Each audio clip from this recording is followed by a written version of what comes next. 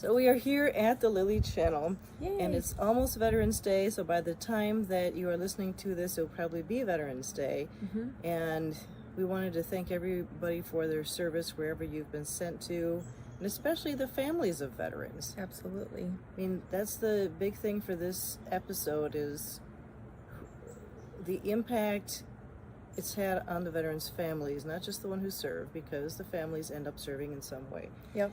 My friend Vanessa Nordstrom here, who's also an entrepreneur like I am, and I appreciate you being on and representing your dad. Yep, absolutely. And I thank you for the opportunity. This is amazing to be able to share the story, and thank so many of the veterans, all the veterans that are out there, previous, past, and current. And as Lily mentioned, the ability for the families to go through the process that every veteran and soldier goes through is quite an undertaking, to say the least. And it's a lot for people to understand and digest and process through and maintain and persevere. So gratitude and thankful to all the families, all the loved ones who support soldiers and veterans who decide to give it all and put their entire livelihood out there for freedom. So thank you so much.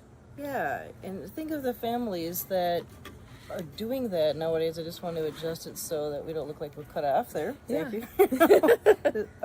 Anyhow, the fact that what I see happening more is the attention is paid more to the person who's being sent away, and it's almost like the family isn't even mentioned as much. I know your dad was sent to Vietnam. Correct. He was drafted. Yep. Okay. Yep. He went over in 1969 through 71. He started off heading over to Germany, and then he taught us some kind German words as kids. And then he was sent further on to Vietnam. And we didn't know this, but upon further review after my father passed away, he was actually a barrel handler for Agent Orange. So he worked in the warehouses where they were maintaining the barrels of Agent Orange, which, if you aren't familiar with that, it is the chemical defoliant of DDT 214 pesticides that were used to exfoliate the Viet Cong, to expose them while over in Vietnam. So U.S. worked with DuPont and was utilizing those chemicals as their warfare to try and have an upper hand. And unfortunately, it's had an upper hand on way more people than they could ever imagine. It's affected the soldiers, their offspring, the people who live in Vietnam, their generations. Their land is so deeply saturated in that defoliant that it's having a hard time growing and coming back.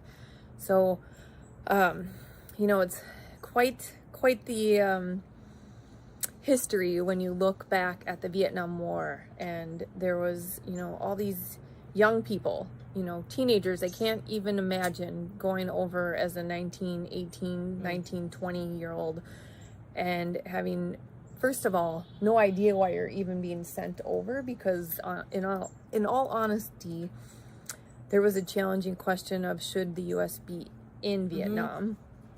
And there was a lot of back and forth on that. And so you're sending these young people over to a country that they have no concept of, no idea why they're fighting, and they are not getting support from their own country. So they're over there, they're doing, some of the most terrifying things in the world. They're leaving their family behind, they're leaving their entire life behind, not knowing what's next. And they're doing it for the love of the country and for our freedom. And it's a lot of sacrifice. And, with all those unknowns and not knowing if you're going to come back, it's just quite a gut-wrenching experience for so many. So you can imagine how coming back might feel to someone. And as a young child, I was very grateful because I was born. My father made it back from Vietnam, and he was an extremely healthy person, living a very clean, holistic life, and running every day and working out and doing all the things. And then 24 years later, he had lung and brain cancer that had been laying dormant, and it was directly related to the Agent Orange. And so out of the blue, on January 6th, 1994, my dad was diagnosed with brain and lung cancer directly associated with Agent Orange. And of course, there was also the battle of fighting to make sure that it was correlated to Agent Orange. Because my dad worked at a cemetery, and they said, well, maybe it was the lawn pesticides at the cemetery or all these things. And luckily, our family was able to get the support of Paul Wellstone and Jesse Brown, who was in charge of Veterans Affairs at the time in '94. And they worked day and night. They knew that my dad had a very limited window of time to fight, and my dad was able to push through 11 cancers associated to Agent Orange, including his own.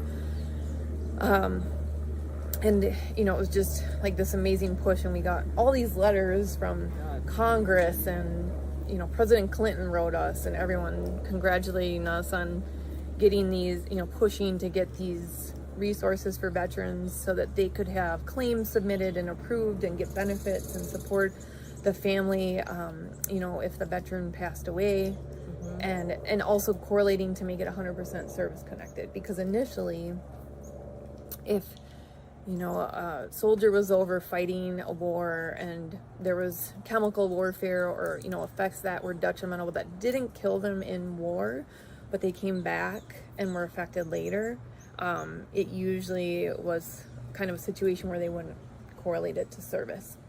So we've even fought for years getting my dad's name on the Vietnam Wall. And I've fought it for 29 years now. And the best they can do, the reason they said they can't put any further soldiers on the Vietnam Wall is because there's no room. That's what so the Vietnam Wall in Washington, D.C. is already so large that if they were to add the ones that died after service due to correlations of Agent Orange, it would be in the millions. And so what they do right now is called the digital wall. And it's, you know, my dad is out there on a digital wall that displays his years of service and his picture and where he was, you know, servicing from and all that, and pays tribute along with all the other soldiers. But that's kind of that's where it all stops. So, and, you know, people don't really realize like all the things that soldiers go through and veterans go through. And, you know, even as a child, before we even got to 1994 and experienced the understanding that my dad had cancer, we also grew up with my dad having PTSD. Okay, that was the next question. OCD. Oh, God. Paranoia. We moved 27 times by the time I was 18. And, you know, he wanted to fight with the landlords and the managers and every neighbor. You know, we were constantly under attack. We didn't travel anywhere because he thought that we were going to be, you know, vandalized or robbed. And he was, what was his line of work? He was the barrel handlers over in I mean afterwards. Oh, he worked at a cemetery, like That's doing what it was, landscaping. okay. But so he didn't have to really like connect. He hung out with the dead all day. Okay. So he was not like into the social aspect after the war. Okay, so he basically looked for cemeteries every place that you moved to work in? Or? Well, luckily, my mom was able to keep us stable in the sense that we kept near similar neighborhoods. Okay. So we never moved like across state or ever out of state, but we were hopping from like different apartments all over Minneapolis, all over, you know, different suburbs, and, you know, constantly picking up and leaving within, you know, 3 months, 6 months, 9 months, a year. So lots of changes, lots of shifts. So our only like stability was school. Yeah. And he was trying, let me keep you in the frame here. And so you were essentially trying not to burn bridges while he was around and trying to help the family. Yeah. Oh, yeah. God. So, you know, it was a huge stressor for our family, and my dad was amazing in the sense that he cared so deeply. He could this was pre-cell phones, like digital age. He could track and find us if we were out in the neighborhoods, you know, playing and biking all day, or maybe let's say we went out in high school. He could find us everywhere. He could track us down through like asking all the parents and then like driving to those places, and then he would locate us. It was like he just had these innate military senses that delivered, and he protected us, you know, from everyone in school, and he taught us how to fight like Vietnam soldiers to protect ourselves. I mean, it was quite an interesting education and childhood growing up. So you don't just experience all of these things with the soldier only. It definitely branches out to the entire family. It bleeds out to the whole family, and those experiences are lived. My dad, you know, he didn't want to talk about his experiences in Vietnam. Every once in a while, he would share a picture or something here and there. But other than that, he just said, I wanted to get out of there as fast as I could. As soon as it landed, that jumbo jet landed, I wanted to hide and get back over to the States and not be there. And it's just, you know, an uncanny thing how it all shakes out. But, you know, I come from a deep military family, and I have a lot of family members who have been in the military who have also felt the effects very, very heavily. And, you know, unfortunately, a lot of times it can tear up marriages, it can tear up families, it can tear apart the person. And that emotional and mental and physical aspect of, you know, the human body just debilitating and breaking down is, you know, so profound. And when people don't like then get the supports they need when they come back and they have to reacclimate to civilization and become a citizen again, that's very hard, because your emotions are your actions. Your emotions are your energy. And if you don't process and release things, you get results that aren't always pleasurable. Yeah. A close friend of ours, my husband and I, had met an instructor of ascension, which is basically way beyond meditation. And he had learned how to do ascension because of his PTSD, and it was the only thing that helped him with it. And so I never realized the thought of jumping into a shower because you heard a lightning bolt.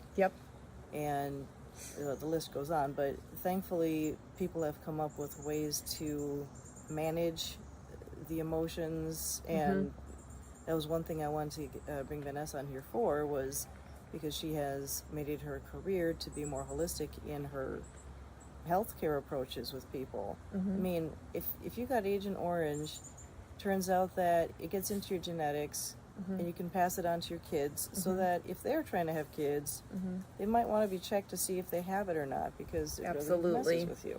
Absolutely. That's one of the biggest messages I would love to get out is, you know, initially the government claimed, yes, you know, they finally admitted that it was environmentally effective, and it was an environmental effect causing all of these diseases and symptoms. But they would not ever claim that it's tied to the offspring. Well, in 2012, epigenetics started coming to, you know, the surface, and really identifying that in the moment of conception, an offspring is gathering all of the emotions and the mental and social and physical aspects of what is going on with the two parents at that moment. And so all of that comes into the conception of the person, and epigenetics does allow. What that means, epigenetics. I knew it at some point. So it happens when describe it. Epigenetics is the impact of all of the surrounding effects, the environment on the genetics. So the social environment, the actual physical environment, toxins, chemicals. That makes sense. The emotions that everyone's feeling. So depending on at that point of conception how the emotions were and what emotions are being carried through from each person, all of that comes together in this perfect storm to create the person. And so they discovered that epigenetics does correlate when environmental factors do affect, you know, the sperm, they can pass that on to the DNA. Ooh. So we've discovered that Agent Orange can actually pass on up to 5 generations minimally. So it could be more, but at this point it's 5 generations. So me personally, I have 3 generations. Well, we've got 3 generations going with my dad, myself, and my sister, and my children. So we have seen a multitude of effects. There's been plenty of studies that show the effects of Agent Orange that are very high in comparison to veterans, children from veterans of Vietnam and their children versus children that aren't Vietnam vets. And the correlating patterns are significantly higher for mood disorders. It's a lot of spinal and degenerative spine, and like spina bifida is really the only thing they do accept at this point. But with all of these as being an acceptable result, and they will file a claim. Wow. But it's currently only if your mother was in Vietnam and you were the offspring. So if your father was in Vietnam and you were the offspring and you got spina bifida, it is not accepted. My parents were actually in Germany. They had a choice between Germany and Vietnam, and since they knew people in Europe, they chose Europe. Yeah, that was good. Wow. Good forward thinking. Oh my God. Yep. And, so he passed away when you were 18 of the, was it lung cancer? Lung, and it metastasized to the brain and then to the bones. And he was actually given 2 weeks to live when they diagnosed him in January of 1994. And he was bound and determined to see my sister, who was 8th grade, or graduate from 8th grade, and myself graduate from high school, and he made it. So I graduated June 13th, 1995, and he died June 18th, 1995, 5 days later on Father's Day. Yeah, it was just a very painful process. But, you know, it was his pure determination and grit and luckily his platform and foundation of health that he had prior, you know, with his holistic living. He was, you know, eating extremely clean, drinking, hydrating, you know, getting those electrolytes, having supplements, working out, running 10 miles a day. I mean, he was just in the best of shape. And, you know, you would never imagine someone all of a sudden being taken down by something as horrible as cancer, but those chemical defoliants are a hidden monster. And Vanessa helped me a lot with understanding how to deal with a concussion and what they feel like, because I had never had one till I got in a car crash last year on Veterans Day, actually. Yeah. And you have a very holistic way of treating people with looking at vibrations, and I can't even explain it, which is one reason you're here. Yeah. But and this isn't meant to be an infomercial. I'm not paid for this. It's more a PSA in the sense of you can turn really difficult situations, tragedies, into something that others can benefit while managing your pain. Yeah. And in your case, can you describe how you went from watching your dad suffer to realizing that you needed some other kind of care? Yeah. Well, just kind of having that whole mentality embedded in my livelihood. You know, since I was a little kid, we ate, you know, healthy and took supplements and, you know, took in what our bodies needed and moved. I always just kind of had that in the back of my mind. I also just kind of had this innate sense of like what was good. And I went through a long career of different avenues. I've been in corporate food. I know the ins and outs of the food industry. And so I've been on top of researching on that aspect of what goes into our food, what ingredients are in there and everything, and kind of really understanding what's good, clean food and what to take in for the body. I've, you know, ever since my dad passed away, I was fully invested in making sure that I could help people moving forward protect themselves from all these toxins. So I went in to college immediately and started my environmental policy degree. And so I really wanted to go in and create policy change, but when I graduated, there just wasn't a huge opportunity for that. So ended up in the food industry, and just kind of this whole trajectory has shown me, like, through a lot of struggle and a lot of strife and a lot of turmoil, there is so much good and light to be able to shift things. Like, you aren't ever at a dead end. You can always find options. And I think when you're looking at things from a holistic lens, you're looking at so many pieces. You're looking at this big picture. And that's what really has driven me to go from, this kid that has been through so much. And now that I'm an adult, I see people that have gone through way more than I've ever even gone through. Yeah. It makes you really appreciate and, be grateful for where you're at. But just having that lens and that perspective, I've been able to understand, the value of the food that I'm eating has to be clean. I've got to, make sure I'm hydrated. And I'd say 90% of people in the U.S. aren't getting the hydration they need. And there's a tip here, real quick secret. We need to have those electrolytes in the process. So I'm not talking Gatorade. I'm talking, Dead Sea salt here. Yeah. So we can get the 112 minerals that are needed. They're 112, really. 112. Like 5. Yeah, 112 of those minerals. And it goes through a process for the water to actually hop on board and go through our entire body system. And it's called methylation. And so they work together. Okay. And they need each other in order for us to truly be hydrated. So you might drink a lot of water during the day, but still feel parched. And the cue is that you need electrolytes. Yeah. So get those minerals in. Dead sea salt is a profound way to do it. Just a little salt under the tongue and then drink your water. And your body is able to methylate and get the hydration it needs so that it can do the processes, but it keeps you mentally strong. Gets rid of the fog, gets rid of edgy moods and all of that stuff. If I can somewhat explain, and she's got an amazing chart with explaining why our bodies are charged. Mm-hmm. Well, first of all, you have elements in your body like sodium, potassium. Just think of the chart of elements from chemistry, if you ever had chemistry. And they all have an electric charge. Yep. Those numbers on them. Yeah. Your entire body's function due to charge. It's like an electric box. Yep.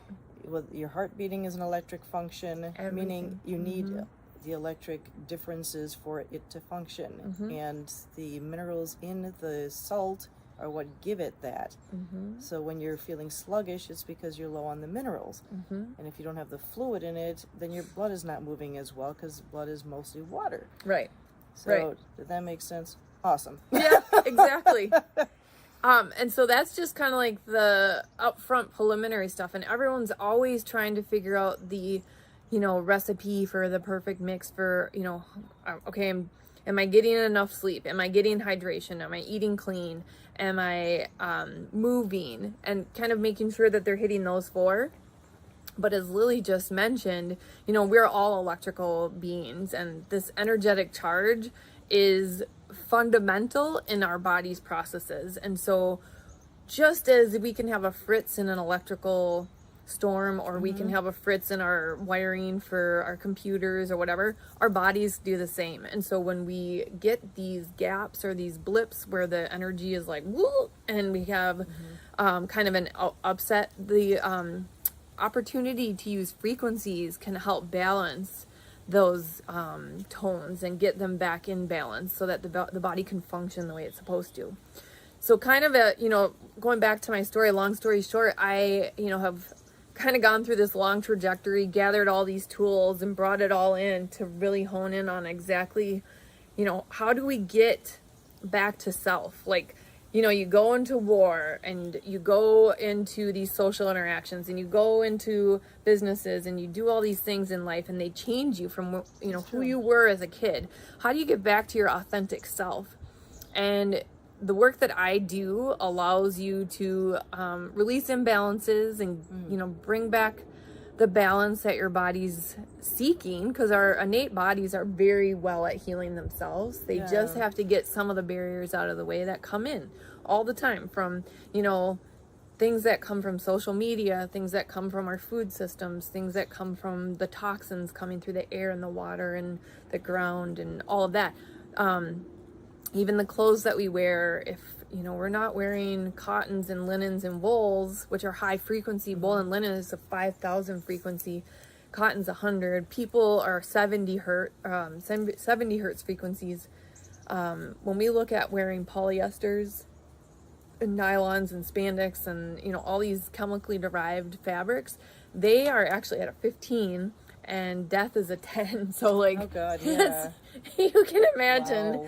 how our systems are feeling when these frequencies are inundating it every day with these low frequencies. Apparently coffee is very low frequency. Yeah. I was like, And coffee also God. frequents mold. So your Ooh, body is like, yeah. you know, trying to balance Gosh. with these frequencies coming in. And then if there's a mold interference as well, there's just, oh my God. you know, all these things. So my job ultimately, based on all this history, is to culminate a recipe for each individual to come back to center, come back to self. You know, I help release imbalances and traumas and emotions that get trapped, whether they're minute from an encounter on the playground where you had a bully interact with you, or if it was from war. You know, if there's PTSD involved and OCD and schizophrenia and, you know, all these things which all develop from unmet anger, unresolved anger. And, you know, depression is really unresolved anger. Yeah. So, you know, it's about getting through those processes, not allowing those emotions and those things that come into us just settle in. Like, you've got to deal with them. And that's one of the biggest things with veterans and their families, is allowing them this opportunity to come back to self. And then the processes that I use allow that person and each individual to do so. So, And it's called FIT, or Find Your Tribe. my company FYT? is FYT for Find Your Tribe, meaning every single one of us has our own tribe, and it's going to be made up of different people, different components, and each one is unique to you. So Find Your Tribe is out there doing some amazing work and looking to help people like kind of center back to who they are and allowing them to work through those big, deep, painful memories and traumas and situations and resolve them. So, And I'm just curious, before I'll put her details her information in the detail box. yeah. If you would comment in the section below whether you're from a veteran family and just what your experiences are, we'd love to hear from So, would love to hear. you. And what did OCD look like in the household with your dad? Let me give you a visual. Okay, so every time we left our house, just envision this is the door handle, and my dad would get into a deep lunge and he would go, "Did I lock the door?" And then he would press against it and he would count to 8. It was always 8. 1, 2, 3, 4, 5, 6, 7, 8. And then he would look and he'd say, "Did I lock the door?" And we're like, Yeah. yes, you did. And the fortress is secure.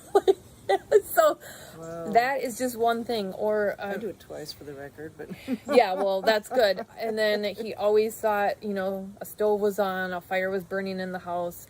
One time my sister she just sneezed, not like directly on our dinner bowl, but my mom had prepared a giant salad and he just tossed the whole thing and was like, "Germs are everywhere." oh no. Yeah. And so there was just a lot of distrust in his thought process and he could never ground. And so it was just constant anxiety and it was futile. It was just like, oh my gosh. But, you know, there was times when we saw his true self and like he was so caring and so deep, but also had all this like flare of, you know, paranoia and old thoughts from Vietnam constantly creeping in and interjecting and, you know, affecting his judgment. And yeah, so we were always in upheaval and moving, and we carried a lot of stuff with us. You know, my mom kind of ended up having a lot of things and bringing them into the house, I think, for comfort. Oh. And so it kind of felt like hoarding almost. It was just like another thing that added to this whole like heavy load that you carry as part of the family of a veteran. So, and every story is unique and different. I'm thankful to be able to come out here and share my story with all of you and, you know, be able to open up that door and encourage you to share yours. Like as Lily mentioned, please go into the comments, please share your stories, because I think that's also very healing, just to be heard. Like the Vietnam veterans didn't ever feel heard. And even when they came back, and we're looking at over 50 years now, they still don't feel heard, you know, and there's less and less of those veterans from each war, from Vietnam, from World War II, World War I, the Cold War. Like all these veterans are, you know, slowly and quietly dying off without, you know, much thought, except for on Veterans Day. And so please know that from the bottom of my heart, I'm thankful for the veterans every single day, for the soldiers, you know, and your families. And families, absolutely. You know, without those critical supports, families, I just want you to know, like, no matter what happens and how dire it feels, that loved one is still in there. They are seeking their authentic self. You know, if you're going through some major heavy stuff, just keep in mind that they want to get back to center. They want to get back to their aligned self, that authentic self. And if you've heard this story today and there's an opportunity for you to share it with them so that they can get back to self, or you need that to find out who you are again, because everything has felt so derailed with all of the implications of living with soldiers or veterans, that impacts heavy. And sometimes I'm not saying every single situation, but sometimes. And so know that there are so many supports, and that, you know, we're so thankful and grateful, and just can't thank you enough. Families, veterans, soldiers, We appreciate you. thank you. And don't forget to subscribe so that other veterans can hear this story more often. Share. Thanks, Thank you. guys.